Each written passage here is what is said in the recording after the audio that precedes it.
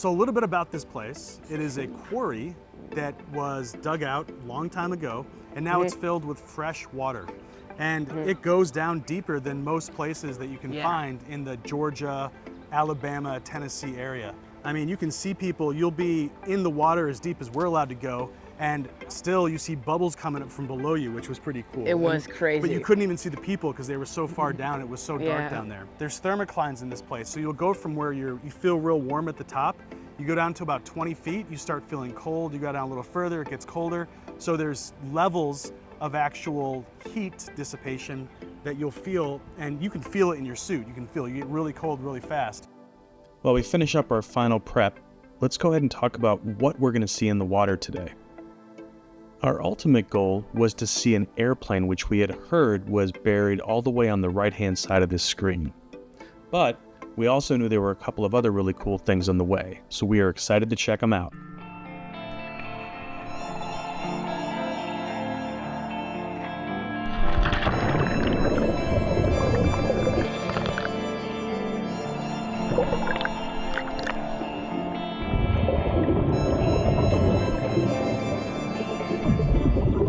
The water itself is crystal clear, and it was really super cool to see the light beam shooting down through what was pretty shallow water.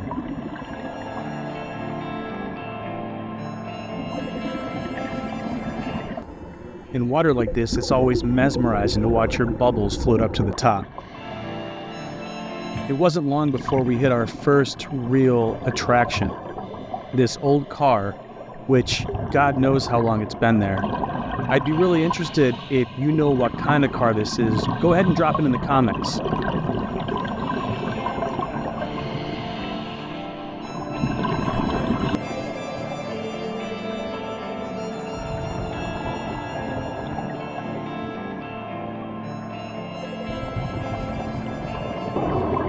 After that, we came across what we are sure was an old fire truck.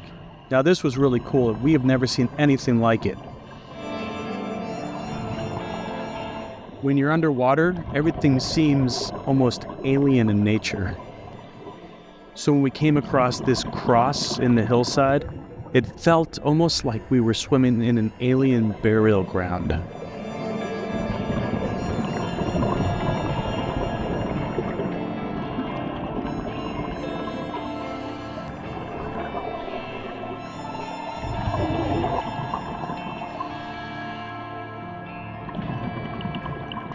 It's at about this point we knew we were getting close to the airplane. We had swam far enough, but the water was starting to get a little bit murky, so we kept our eyes open. And there it was. It just kind of crept out of nowhere.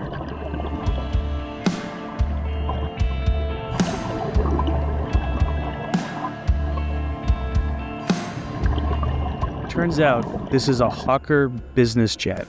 There's a super cool video of them actually putting this jet into the water. I'll link to it in the comments.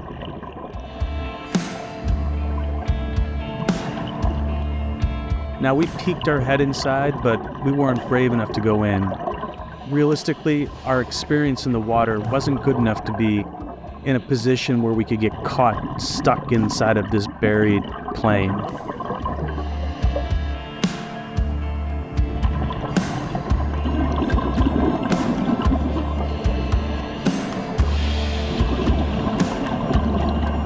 And so just as we were finishing up with the plane, it was time to head back. We were halfway through our air and needed to get back up to the surface.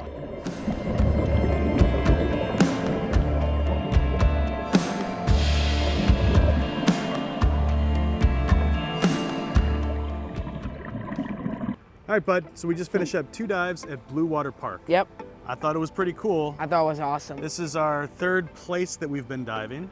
And I'd say this one had more interesting things to see than any other place we've been. Agreed, 100%. So what were some of the cool places we thought we saw? There was a plane out there, which I think was kind of the star of the show. It was awesome to see. You saw a plane. It kind of reminded me of that book Hatchet, where you had to dive down and go get into the plane to find all the parts. There were a bunch of cars, buses, trucks. Cars, buses, trucks. We even saw a cross. It was really great to scuba here. It was really easy to get in, really easy to get out. We rented equipment. We got here at 8:30, the place opened at 9, and there was already a line. So if I had to dive into tips right away, I'd say get here by 8:30 at the latest because the parking lot's gonna fill up. Some other tips, we made the mistake on our first dive of just swimming out into the middle.